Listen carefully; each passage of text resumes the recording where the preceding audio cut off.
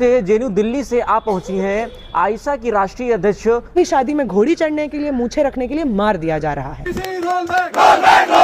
इनका तमाशा सड़क पे चलता है। उस तमाशे में ये लोग प्रावधान का एक पन्ना पढ़ के नहीं आते हैं और जो प्रावधानों में लिखा नहीं है वो बताने लग जाते हैं मीडिया को। जब हिंसा हो रही है, जब भेदभाव हो रहा है, जब स्टूडेंट्स आत्महत्या करने पे मजबूर हो रहे हैं, तो क्यों ये मुमकिन है कि हमारे शैक्षणिक संस्थानों में इस तरीके का भेदभाव भी हो रहा है? और अमेरिका भी मांग कर रहा है कि आरएसएस पर बैन लगना चाहिए। इस पर आपका क्या मत है? 15% समाज है जो ब्राह्मण सवर्ण समाज है, वो लगातार जो है यूजीसी के विरोध में आंदोलन, प्रोटेस्ट लगातार कर रहा है। पूरे भारत में उनके जो है छोटे छोटे भाग के रूप में जो है वो लोग विरोध कर रहे हैं। उनको क्या जवाब देना चाहेंगे? दलित, आदिवासी, पिछड़े समाज के लोगों को पैर की जूती बोलते हैं, गधा बोलते हैं, नाली साफ करने वाले बोलते हैं, नाली के कीड़े बोलते हैं। और जाति को बढ़ावा किसने दिया? केंद्र में आपको जाति मिलती है, आपको ये समझ में आता है, आपको ये उजागर हो जाता है कि अगर आप समाज के 80% से ज़्यादा हिस्से को पढ़ने के ही काबिल नहीं बनाएंगे, नौकरियां करने के ही काबिल नहीं बनाएंगे, समाज में इज्जत से जीने के ही काबिल नहीं छोड़ेंगे। साथियों नमस्कार, मैं धीरेन्द्र कुमार। आप देखना शुरू कर चुके हैं द बुद्धिस्ट टाइम्स टीवी की विशेष रिपोर्ट। इस वक्त उत्तर प्रदेश के जनपद सीतापुर ब्लॉक एलिया के टिकराजार ग्राम पंचायत में हम मौजूद हैं और विशेष कवरेज के साथ में इस वक्त हम पहुंचे हैं। आपको बता दें, लगातार पूरे भारत में यूजीसी के समर्थन में लगातार बहुजन समाज के छात्र छात्राएं और साथ ही साथ बहुजन समाज के सामाजिक, राजनीतिक व छात्र संगठन लगातार समर्थन में आंदोलनरत हैं। इसी कड़ी में आज उत्तर प्रदेश के जनपद सीतापुर में जेएनयू दिल्ली से आप पहुंची हैं आयशा की राष्ट्रीय अध्यक्ष नेहा जी। तो हम बात करेंगे कि आखिरकार सीतापुर में यहाँ पर यह आंदोलन करने का, ये सम्मेलन, समता मार्च सम्मेलन करने का क्या उद्देश्य है? तो सबसे पहले मैडम, आपका द बुद्धिस्ट टाइम्स टीवी बहुत बहुत स्वागत करता है सीतापुर की पावन धरती पे। बहुत शुक्रिया। सबसे पहला हमारा सवाल यही है कि आखिरकार यूजीसी को लेकर के जिस प्रकार से जो है आप लोग समर्थन में उतरे हैं, इसका क्या उद्देश्य क्या है? उद्देश्य बहुत साफ और सीधा है कि वो पब्लिक एजुकेशन जिसको हमेशा से जनता या समाज के सबसे ही हाशिए पे जो समाज है उसको शिक्षा व्यवस्था में लाने का होना था, उसको समाज के उद्धार में लाने का होना था। अब वो व्यवस्था, या मान लीजिए एक लंबे समय से वो व्यवस्था समाज के एक स्पेसिफिक सेक्शन को हमेशा से बाहर की हुई है। जो समाज का सेक्शन हाशिए पे है उसको यूनिवर्सिटी के आने के बाद भी यूनिवर्सिटी के हाशिए पे धकेला जा रहा है। तमाम दलित, पिछड़े, आदिवासी समाज से आने वाले छात्र मजबूर हो जाते हैं कि वो जब यूनिवर्सिटी में पढ़ के आएँ, वो सेम एग्ज़ाम दे कर के आए हैं जो बाकी स्टूडेंट्स दे कर के आए हैं, लेकिन उस सब के बावजूद दोहरा व्यवहार उनके साथ क्लासरूम्स में, सुपरवाइज़र अलॉट करने में, उनको कौन सा हॉस्टल अलॉट होगा इसमें, वो किस तरीके से बात करेंगे, उनके साथ कौन स्टूडेंट्स दोस्ती करेंगे, इन तमाम चीज़ों में दिखाई देता है। और इन चीज़ों की आज के समाज में कोई जगह नहीं होनी चाहिए। अगर हम लोग इतने सालों की आज़ादी के बाद, इतने सालों की गुलामी के बाद अपनी आज़ादी को हासिल करते हैं और उस आज़ादी का मूलभूत फाउंडेशनल प्रिंसिपल होता है इक्वालिटी, उसका फाउंडेशनल प्रिंसिपल होता है कि जाति, धर्म, लिंग के आधार पर किसी के साथ भेदभाव नहीं होगा, तो आज भी क्यों ये मुमकिन है कि हमारे शैक्षणिक संस्थानों में इस तरीके का भेदभाव भी हो रहा है, इस तरीके की हिंसा हो रही है और इस तरीके की सांस्थानिक हत्याएं हो रही हैं? तो इसका सिलसिला बंद हो और शिक्षा के संस्थान सब लोगों के लिए बराबर शिक्षा हासिल करने की एक जगह बने। इसलिए यूजीसी समता प्रावधानों को मजबूत करके लागू करना बहुत ज़रूरी है। एक तरफ बहुजन समाज के लोग हैं जो यूजीसी के समर्थन में खड़े हैं, तो दूसरी तरफ जो है 15% समाज है जो ब्राह्मण सवर्ण समाज है, वो लगातार जो है यूजीसी के विरोध में आंदोलन, प्रोटेस्ट लगातार कर रहा है। पूरे भारत में उनके जो है छोटे छोटे भाग के रूप में जो है वो लोग विरोध कर रहे हैं। उनको क्या जवाब देना चाहेंगे? उनको हम क्या जवाब देंगे? अगर देखिए, आप अगर समृद्ध जाति से हैं तो आप उस जाति में होते हुए भी यूजीसी समता प्रावधानों का समर्थन कर सकते हैं, और अगर आप उनका समर्थन कर रहे हैं तो हम आपकी इज्जत करते हैं, आप हमारी लड़ाई में शामिल हों। लेकिन अगर आप उनमें से हैं जो इस वक्त प्रोटेस्ट पे जब बैठे थे, जब ये प्रावधान आता है उसके बाद 2-3 दिन का इनका तमाशा सड़क पे चलता है, उस तमाशे में ये लोग प्रावधान का एक पन्ना पढ़ के नहीं आते हैं और जो प्रावधानों में लिखा नहीं है वो बताने लग जाते हैं मीडिया को।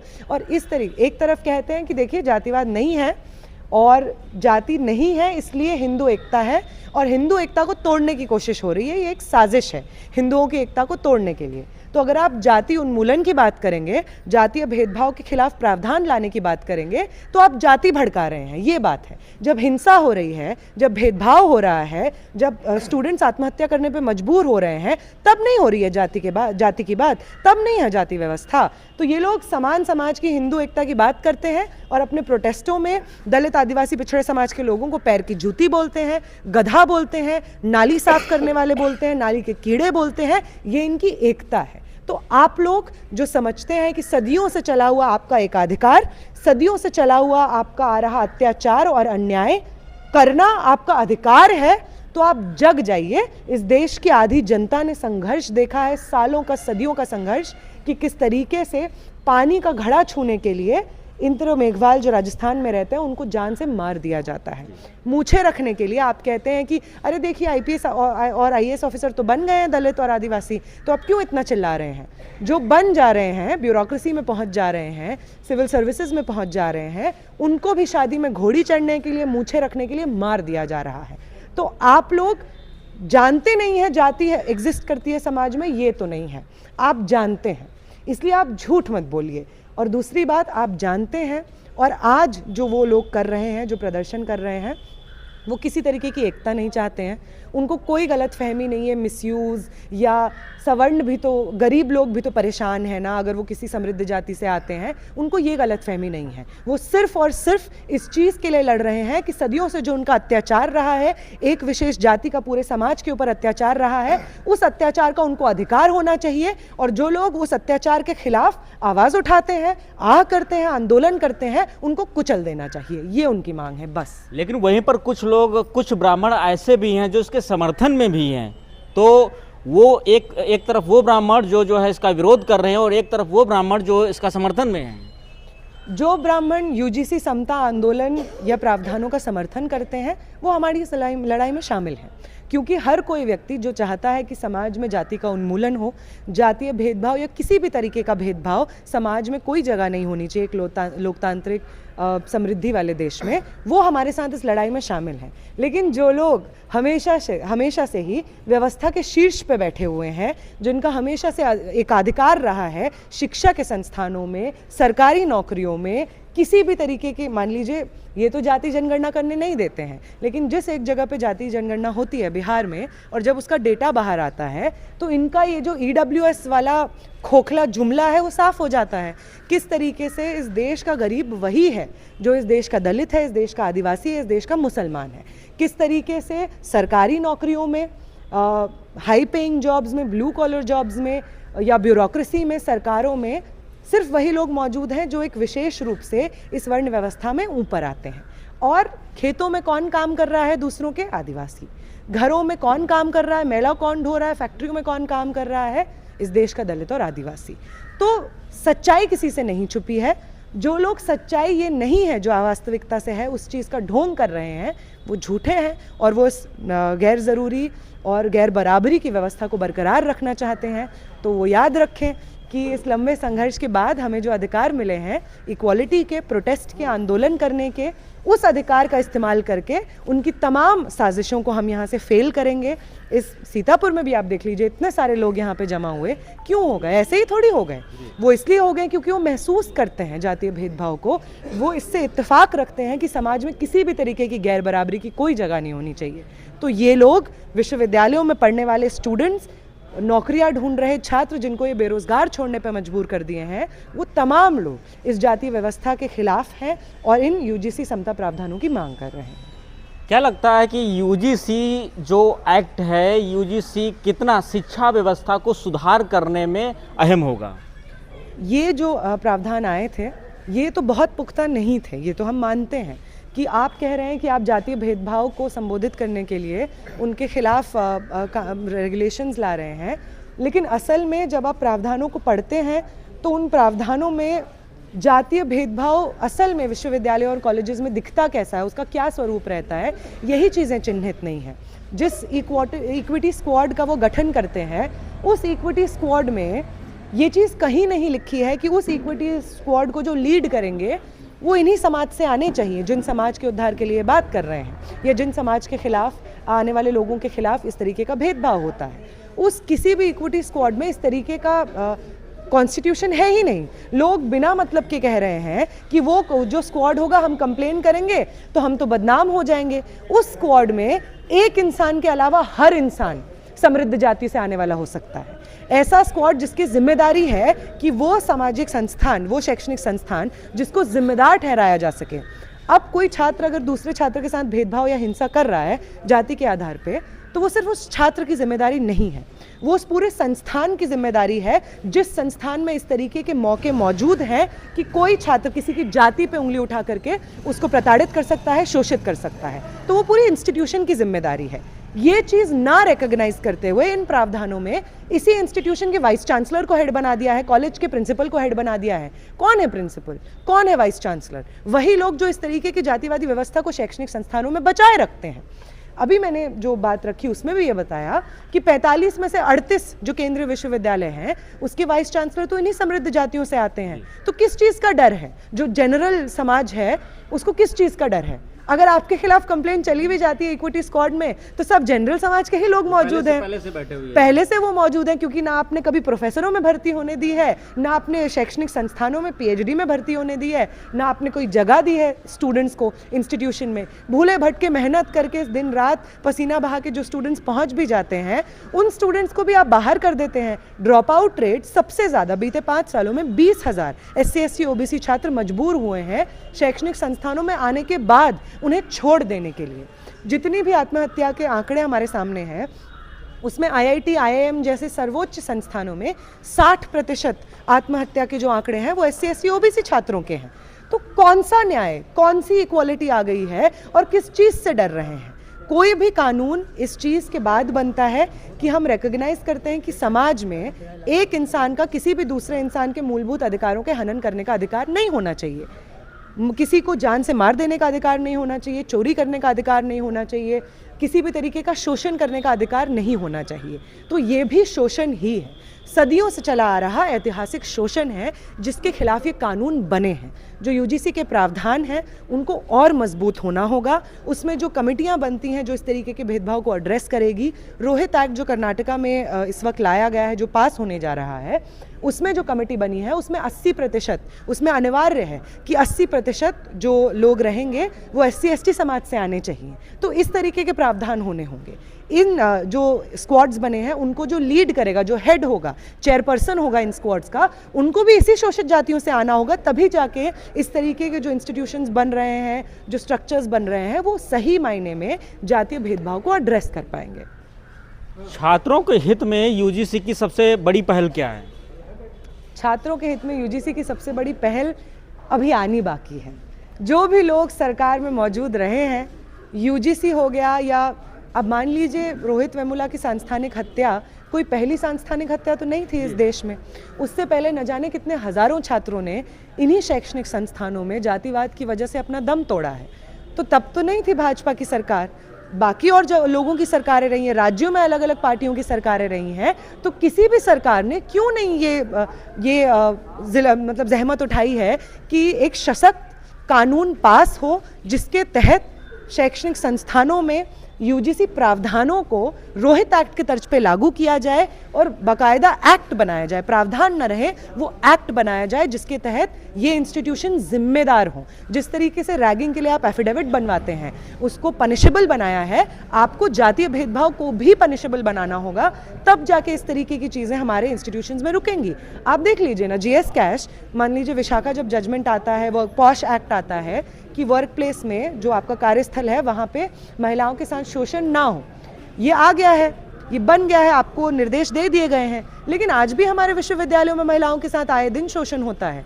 वो इसलिए क्योंकि किसी भी सरकार ने या UGC ने कोई भी ऐसा सशक्त कदम उठाया ही नहीं है जिससे इस तरीके का उत्पीड़न रुक सके। तो UGC प्रावधानों को भी इस तरीके के खोखला कोई इंस्टीट्यूशन या स्ट्रक्चर ना बना दिया जाए, इसके लिए UGC ने कभी सशक्त काम कुछ किया ही नहीं है। लेकिन अगर UGC अपने गलत इतिहास को, शर्मनाक इतिहास को बचाना चाहती है तो उसको इन प्रावधानों को मजबूत करके रोहित एक्ट के तर्ज पे लागू करना होगा। लेकिन विरोध करने वाले लोगों का कहना है कि इससे तो असमानता और बढ़ेगी। देखिए, जो समाज असमानता में सर तक डूबा हुआ है, उस समाज में उस असमानता को सुधारने के प्रावधानों से नहीं आती है।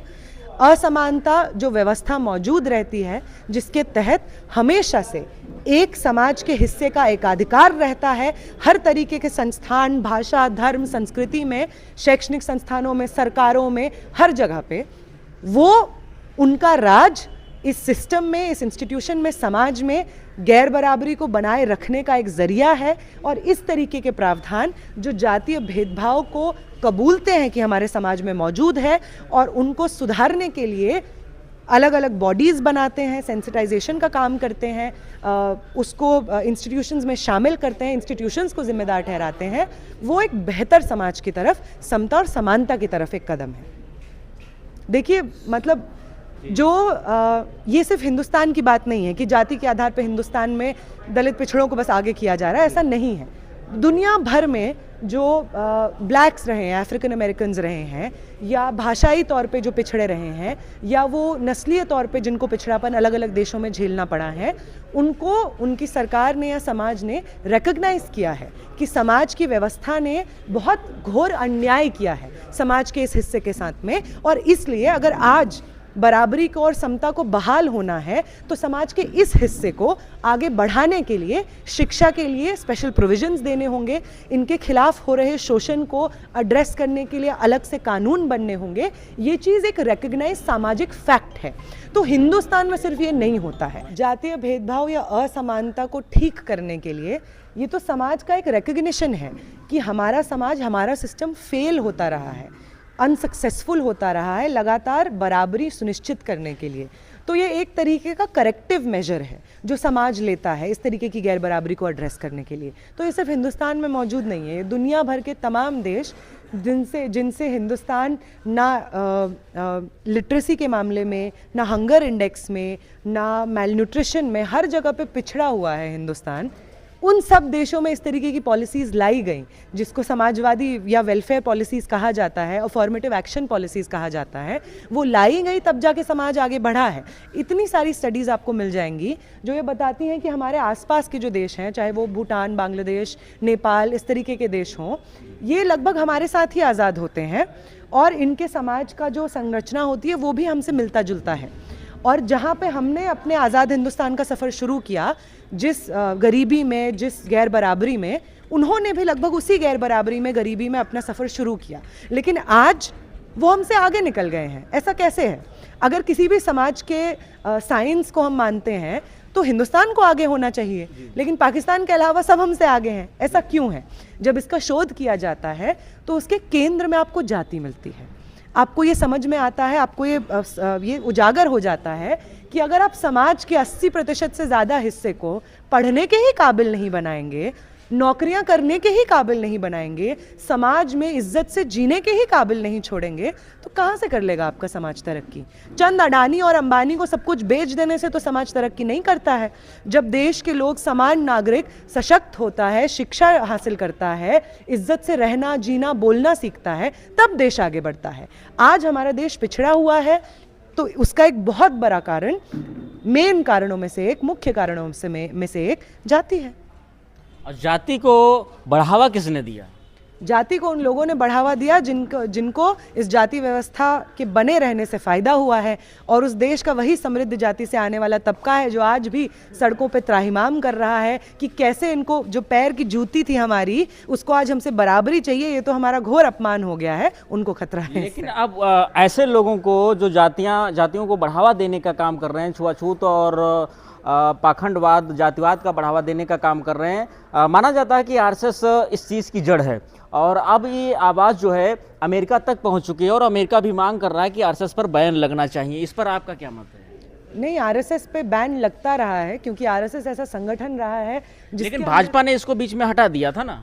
हाँ, मतलब भाजपा कांग्रेस ने हटा दिया था। कांग्रेस ने लगाया था बैन जब मोहनदास करमचंद गांधी के असैसिनेशन में आरएसएस के कार्यकर्ता का हाथ मिलता है तो बैन लगता है। और वो सरदार पटेल जिनका ये झंडा बड़ा बड़ा लगाते हैं, उन्हीं सरदार पटेल ने ये बोला था कि किस तरीके की नफरती संगठन है आरएसएस, और बैन लगा था। लेकिन फिर कांग्रेस की सरकार ने हटा लेकिन दिया। भाजपा तो उनकी बड़ी बड़ी स्टैचू बनवा रही है। भाजपा तो स्टैचू बनाएगी ही, जब उनके प्रधानमंत्री, गृह मंत्री सब आरएसएस के कार्यकर्ता रहे हैं और हर वो मंच जो आरएसएस सजाता है उस मंच में सम्मिलित होते हैं। हर केंद्रीय विश्वविद्यालय के वाइस चांसलर भाजपा की शाखा से निकल रहे हैं। बड़े बड़े प्रोफेसर सिर्फ इसलिए बन रहे हैं क्योंकि वो क्योंकि वो आरएसएस से आते हैं। तो भाजपा को तो बिल्कुल फायदा होता है। आरएसएस का पूरा मशीनरी हर चुनाव में भाजपा को जिताने में लगता है। पूरा अडानी अंबानी का मशीनरी पैसा फनल इन करता है आरएसएस में और वो भाजपा को फंड करता है। और भाजपा तो पिछले लोकसभा चुनाव में खुले रूप में बोल रही थी कि कराइए हमको 400 पार, बदल देंगे संविधान, ले आएंगे मनुस्मृति। तो वो मनुस्मृति जिसके आधार में जाति व्यवस्था है, जिसके आधार में पितृसत्ता है, जिसके आधार में सामंतवाद है, वो मनुस्मृति इस देश के लिए बेहतर कैसे हो सकती है? वो तो सिर्फ उनके लिए बेहतर हो सकती है जिसको मनुस्मृति शीर्ष पे बिठाती है, और वो इस देश के समृद्ध जातियों, सवर्ण जातियों से आने वाले ही लोग हैं। लेकिन तमाम शंकराचार्य कहते हैं कि मनुस्मृति तो महिलाओं को समानता देती है। कौन सी समानता? घूंघट में रहने की समानता, या अपने घर की चार दीवारी में बंद हो जाने की समानता, या अपने परिवार में जो पुरुष हैं उनके ऊपर आजीवन निर्भर होने की समानता? ऐसी समानता तो नहीं चाहिए महिलाओं को। महिलाओं को तो अपनी बात कहने, अपने ज़िंदगी के तमाम डिसीजंस लेने की समानता चाहिए, पढ़ने की समानता चाहिए, पहनने, खाने, दोस्ती करने, समाज में घूमने की समानता चाहिए। मनुस्मृति की समानता कि आप चार दीवारी में रहिए, अपने बेटे, पति, बाप हमेशा उसके अधीन रहिए, शिक्षा ना हासिल कीजिए, कहीं अकेले मत घूमिए, तेज़ आवाज़ में बात मत कीजिए, आपका तो चरित्र ही है कि आप पुरुषों को भटकाती हैं। इस तरीके की समानता नहीं चाहिए किसी भी महिला को आज के समाज में। चलिए चलते चलते हमारा आखिरी सवाल, सीतापुर में समता सम्मेलन करने का मुख्य उद्देश्य क्या रहा? देखिए, सीतापुर और हम लोग बाकी जगह भी हर जगह पे ये कर रहे हैं। इसका उद्देश्य ये था कि जहाँ जहाँ पे हमने नहीं किया, ये पहली बात तो यहाँ पे जो लोग हैं वो कर रहे हैं। मैं तो जेएनयू से आई हूँ, तो जहाँ पे भी इस तरीके की मुहिम हो रही है कि लोग इकट्ठा हो रहे हैं और यूजीसी समता प्रावधानों पे बात करना चाह रहे हैं ताकि इन प्रावधानों को और मजबूत किया जा सके और इनको इम्प्लीमेंट करवाया जा सके। उन्होंने यहाँ पे हमारे जो साथी हैं उन्होंने बोला कि आप तो तिहाड़ रह के आई हैं इन प्रावधानों को मांग के लिए, तो आप हमारे पास भी आइए। तो वो लोग सोच रहे थे कि तिहाड़ भेज करके समाज में हमें बदनाम कर देंगे। समाज तो हमें प्रोत्साहित कर रहा है कि आप और लड़िए। तिहाड़ से एक और सवाल हमारे दिमाग में आ चुका है कि कुछ लोग आप पर आरोप लगाए कि आपका पैर जो है टूटा था, और वो बोले कि जो है पैसे दे करके आपने प्लास्टर उसमें लगाया है। देखिए पैर तो मेरा अभी भी मेरा पैर टूटा नहीं था, मुझे सॉफ्ट टिश्यू इंजरी हुई थी, जिसके तहत जो टेंडन होते हैं उसमें चोट आती है। तो वो प्लास्टर मैंने नहीं लगवाया था पैसे देकर के, वो पुलिस ने लगवाया था। हम पूरे उनका आरोप था कि तिहाड़ जेल में पुलिस वालों को पैसा दे करके वो आपने जो है प्लास्टर लगवाया है। यार, अगर पैसा ही देना होता तो खाना वाना मंगवाने के लिए हम लोग इस्तेमाल करते। खैर, ये सब बहुत अलग बात है। हमें मारने की जो फुटेज है, जो वीडियोस हैं, वो सबके सामने हैं। तो अगर इतना मारा है तो मज़ा तो आया नहीं होगा, चोट ही लगी होगी। तो चोट लगी है, अभी भी लगी हुई है, आप देख ही सकते हैं। लेकिन ठीक है, खैर ये सब जो आरोप हैं कि अरे पैसा लगाया है, जो भी कुछ है, चलिए अगर मुझे चोट नहीं भी लगी होती, बहुत सारे साथियों को तो नहीं लगा हुआ था ना प्लास्टर, उनका तिहाड़ जाना वैलिड था। उनका जाना मतलब अगर चोट नहीं लगी है तो तिहाड़ भेजा जा सकता है क्या छात्रों को? उनको सड़क पे पीटा जा सकता है क्या? घसीटा जा सकता है क्या? मारा जा सकता है क्या? मुद्दा क्यों भटकाते हैं आप? मुद्दा ये नहीं है कि प्लास्टर कितने दिन लगा और हड्डी टूटी है या हेयरलाइन फ्रैक्चर आया है या सॉफ्ट टिश्यू इंजरी हुई है या मसल में कोई दिक्कत हुई है। मुद्दा मत भटकाइए ना। मुद्दा तो ये है कि जब छात्र अंबेडकर का फोटो लेकर के दिल्ली पुलिस के सामने मार्च कर रहे होते हैं तो दिल्ली पुलिस के अधिकारी अंबेडकर की फोटो को तोड़ देते हैं और उस कांच से एक छात्र का हाथ फट जाता है, उसे 3 टाँके आए रहते हैं, जो कि पुलिस ही करवाती है। मुद्दा ये है कि समता और समानता, यूजीसी समता प्रावधानों की मांग करते हुए जब छात्र आंदोलन कर रहे होते हैं तो पुलिस उनको डिटेन करके, चलिए बर्बरता से नहीं किया, ठीक है, आप मान लीजिए झूठा प्लास्टर लगाया, आप मान लीजिए, आपने डिटेन किया ना, नहीं, तिहार मैं क्यों नहीं भेजा? मानता। हाँ, आप जरूर नहीं मानते हैं। आपने डिटेन किया ना, आपने तिहार भेजा ना। समानता की मांग कर रहे लोगों को तिहार भेजने का कौन सा कानून है? बाबा साहेब भी एकदम चौंक जाएंगे कि कौन सा हमने संविधान में कहाँ लिख दिया। वो तमाम लोग जिन्होंने बीएनएस बनाया है, वो बनाया ही इसलिए है ताकि सरकार के विरोध में और जनता के पक्ष में जो लोग बात करते हैं उनको क्रिमिनलाइज किया जा सके, उनको उनका तिहार का सफर आसान किया जा सके। तो आप, मुझे चोट लगी है या नहीं लगी है, या किसी और को चोट लगी है या नहीं लगी है, ये मुद्दा है ही नहीं। मुद्दा ये है कि जेएनयू में छात्र समता समानता की बात कर रहे थे, अपनी वाइस चांसलर की जातिवादी टिप्पणी के खिलाफ मार्च कर रहे थे, यूजीसी समता प्रावधानों को इंप्लीमेंट करने की बात कर रहे थे। आपने उन छात्रों को क्यों जेल में डाला, ये बताइए। हम में से किसी को चोट नहीं लगी है, मान ली हम लोगों ने, हम लोग एकदम हष्ट पुष्ट हैं, रोज जिम जाते हैं, पहलवान हो गए हैं, आपने फिर भी हमें जेल में क्यों डाला? सिंपल सी बात। बिल्कुल, बड़ा सवाल है ये। हमारे साथ में एक और सवाल है। अगर रोहित एक्ट और साथ ही साथ यूजीसी एक्ट अगर लागू नहीं करती है सरकार, अगला कदम आप लोगों का क्या होगा? नहीं, सरकार ने तो कोर्ट में दिखा दिया कि वो ये प्रावधान लाई थी सिर्फ 2 दिन के लिए, बोलने के लिए कि हम तो आपको नहीं लगता है कि सरकार की ये दोहरी नीति है? हाँ, बिल्कुल दोहरी नीति है। एक तरफ लाना, दूसरी तरफ विरोध खड़ा कर देना। सरकार के तमाम मंत्री ही तो शामिल थे उन विरोधों में, उन्होंने भड़काया है वो विरोध। हम इस्तीफा दे रहे हैं, इस चीज़ का नाटक करते हैं और इस्तीफा देते भी नहीं हैं वो पूरी तरीके से। भाजपा की तमाम नेता जो कहते हैं कि प्रावधान लाएंगे तो हम इस्तीफा देंगे, तो एक तरफ वो प्रावधान लाते हैं, दूसरी तरफ उनके लोग आंदोलन खड़ा करते हैं, और तीसरी तरफ जब ये कोर्ट में मामला जाता है तो जो सॉलिसिटर जनरल सरकार को रिप्रेजेंट कर रहे होते हैं कोर्ट में, वो डिफेंड ही नहीं करते हैं। अगर आपको महसूस हुआ ना, आपकी सरकार लाई है, इस पे बात हुआ होगा, विमर्श हुआ होगा, तब जाके वो प्रावधान आया, आप ये प्रावधान लाए, आपने कुछ तो सोचा होगा ना, तो आपने जाकर के कोर्ट में डिफेंड क्यों नहीं किया? अगर कोर्ट ये कह रहा था कि आपने कमज़ोर प्रावधान लाए हैं, उसमें क्लैरिटी नहीं है, तो आप बोलते कोर्ट को कि हमें क्लैरिटी लाने के लिए आप 1 हफ्ता दीजिए, हम इसको पुख्ता करेंगे। तमाम जो छात्र संगठन हैं, टीचर्स एसोसिएशंस हैं, दलित बहुजन संगठन है, उनसे विचार विमर्श करेंगे और इसको पुख्ता करेंगे, आप इनको रोकिए मत। बोलते ऐसे सॉलिसिटर जनरल, वो नहीं बोले, वो इसलिए नहीं बोले क्योंकि वो ओबीसी एससी एसटी के नाम पे सिर्फ वो राजनीति करते हैं। उनके लिए, उनके संघर्षों में सम्मिलित होना, उनके लिए नीतियां बनाना, ये उनके बस की बात नहीं है। सरकार ने ऐसे तमाम एक्ट लाए और जो है रातों रात उनको पास भी करा दिया गया, चाहे वो किसानों का जो है हुआ हो आंदोलन, और किसान आंदोलन इतना भारी पूरे भारत में हुआ, लंबे समय तक चला, पूरे देश दुनिया ने उसको देखा, लेकिन उसके बावजूद जो है क्या हुआ बीच में, क्या जो है आगे पहले बोला गया, उसके बाद में फिर उसको जो है कंटिन्यू कर दिया गया। और ये यूजीसी आया, यूजीसी को छोटे से एक विरोध के चलते उसको जो है स्टे कर दिया गया। ये कहाँ तक सही है? क्या इसमें आपको नहीं लगता कि सुप्रीम कोर्ट भी? हाँ, बिल्कुल हमें ऐसा लगता है। मतलब वो सुप्रीम कोर्ट जिसकी तरफ कोई भी, जिसको आम नागरिक देख सकता था, अगर उसके मूलभूत अधिकारों का हनन हो रहा था, तो सुप्रीम कोर्ट या किसी भी कोर्ट ऑफ लॉ को बहुत उम्मीद से देखता था। लेकिन आज जो लोग कलीजियम में बैठे हुए हैं, वो केवल इसलिए बैठे हुए हैं क्योंकि वो सत्ता के चाटुकार हैं, और इसलिए एक के बाद एक जो फैसले आ रहे हैं सुप्रीम कोर्ट से, वो बहुत ही निराशाजनक है। चाहे वो कुलदीप सिंह सेंगर की बेल हो, चाहे वो यूजीसी प्रावधानों पे स्टे हो, बहुत ही निराशाजनक। चाहे वो तमाम जो राजनीतिक बंदी इस वक्त जेलों में हैं, उमर खालिद शर्जील इमाम, उनको ना रिहा करना हो। कोर्ट का रवैया तो बहुत ही, जनता के हित में कोई भी जजमेंट देना कोर्ट के लिए आज के समय में एक एक्सेप्शन बन गया है। जो कोर्ट ये कहता है कि हम जो समाज की भावना है उसको संतुष्ट करने के लिए बाबरी के डिमोलिशन को कुछ नहीं कहेंगे, एक तरह से जायज़ ठहरा देंगे। जो इंसान, आम जो जनता में आक्रोश है, जो कि उन्मादी आक्रोश है, एक तरीके से सांप्रदायिक आक्रोश है, आप उसको सेटिस्फाई करने के लिए इस तरीके के जजमेंट दे रहे हैं, कितनी निराशाजनक है। इसी के खिलाफ तो बाबा साहेब कहते थे कि कॉन्स्टिट्यूशनल मोरालिटी पे चलेगा देश। किसी भी आम जनता में जो सांप्रदायिक भावना है, जातिवादी भावना है, पितृसत्तात्मक भावना है, उसके आधार पर नहीं चलना होगा देश को। तो इस कॉन्स्टिट्यूशनल मोरालिटी को बचाने की बात है, जो कॉन्स्टिट्यूशनल मोरालिटी आज के समय में कोर्ट्स अपहोल्ड नहीं कर पा रहे हैं।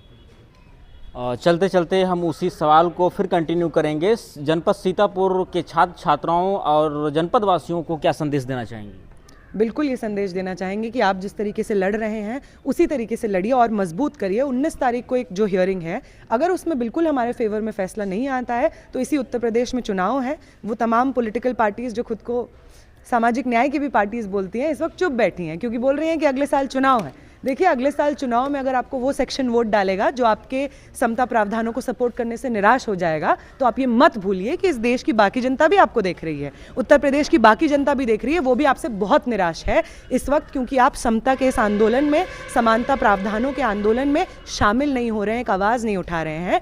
इस देश की जनता उठा रही है, देश के छात्र उठा रहे हैं। सीतापुर में इतने सारे लोग आए इसलिए क्योंकि वो चाहते हैं कि एक बेहतर समाज का निर्माण हो। तो ये सीतापुर के लोग 19 तारीख तक भी और 19 तारीख के आने के बाद भी इस यूजीसी समता प्रावधान के आंदोलन में जुड़े रहें। चलिए, बहुत बहुत धन्यवाद, आपने द बुद्धिस्ट टाइम्स टीवी को समय दिया, विशेष सवालों के बेबाकी से उत्तर दिए। पूरी कवरेज पर आपकी क्या है प्रतिक्रिया, हमें कमेंट सेक्शन में ज़रूर बताइए। देखते रहिए द बुद्धिस्ट टाइम्स टीवी। नमस्कार, धन्यवाद, बहुत बहुत धन्यवाद आपका। The Buddhist Times TV. इंकलाब जिंदाबाद जिंदाबाद जिंदाबाद। जय जय जय जय जय भीम जय भीम जय भीम जय जय जय जय जय भीम जय भीम जय भीम। इंकलाब जिंदाबाद जिंदाबाद जिंदाबाद इंकलाब जिंदाबाद जिंदाबाद जिंदाबाद। भारतीय संविधान जिंदाबाद जिंदाबाद जिंदाबाद भारतीय संविधान जिंदाबाद जिंदाबाद जिंदाबाद। जय भीम लाल सलाम। जय भीम लाल सलाम। जय भीम लाल सलाम। जय भीम लाल सलाम। इंकलाब जिंदाबाद। जिंदाबाद जिंदाबाद इंकलाब जिंदाबाद। जिंदाबाद जिंदाबाद।